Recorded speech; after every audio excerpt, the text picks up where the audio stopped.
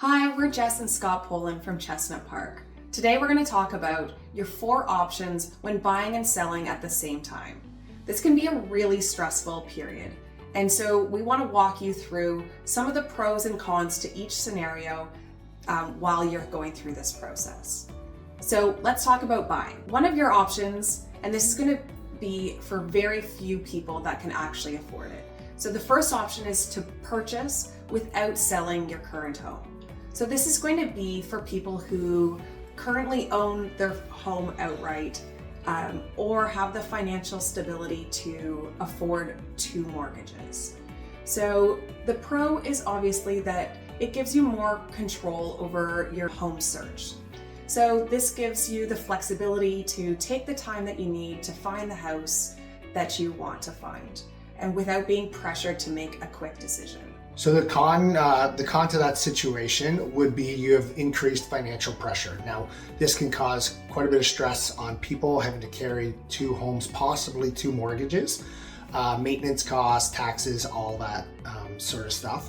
And it's challenging to qualify for 2 mortgages, as Jess mentioned. It's fairly rare for people to do this. Option number 2 is buying first and then using what's called a bridge loan.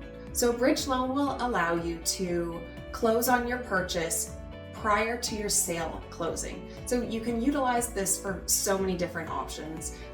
A lot of people will use this for renovations on their purchase and then allow them to stay in the comforts of their home while they're doing renovations. So the pro for using this option would be that you can pursue the property that you want, have more flexibility in finding that property, and possibly timing it in the market where it's more beneficial for you to purchase at that time as well. Now, the con to buying first with a bridge mortgage is there's additional cost. Oftentimes those loans have a higher interest rate than your typical mortgage. And if you needed more answers to that, we can definitely connect you with a mortgage agent if you require one. The other con would be there's still some uncertainty about your current home and what it's going to sell for, and if you are selling in a very different market, if the market has transitioned into maybe there's a declining market. So this is a risk with waiting to sell your home in a slightly different market from when you purchased your new home. So this brings us to the next 2 options, which are both to do with selling first.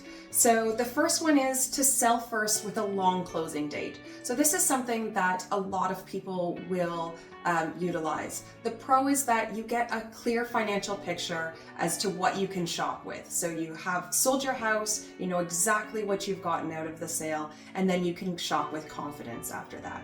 So you're also, speaking of that, you're in a stronger negotiating position as well, because you can often come in with no financing condition once you know exactly what you have to shop with as well.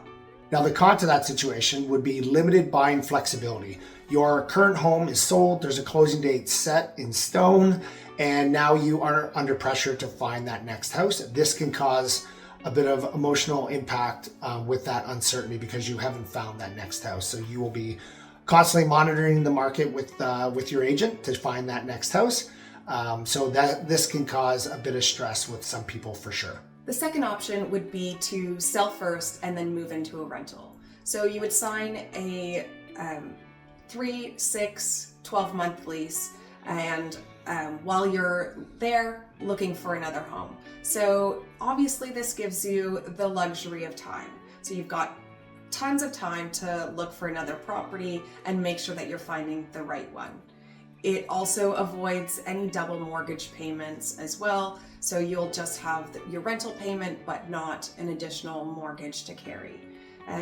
You can also time this so that it's really fabulous in a declining market where you can sell for a higher price and buy at a lower price. So those are some really fabulous options for this.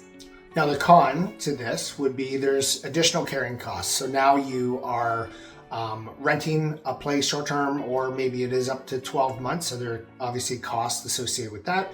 And then you're also moving twice. So you're moving from your current home into the rental into the new home. So that comes, that can cause a little bit annoyance with some people.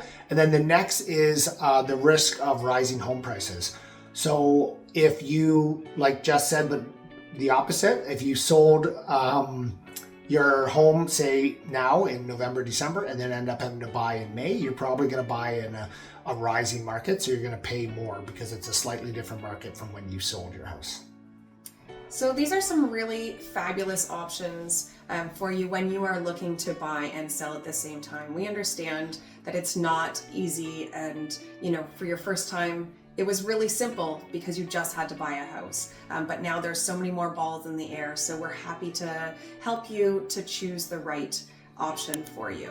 So give us a call and we'll talk through things. Okay, bye.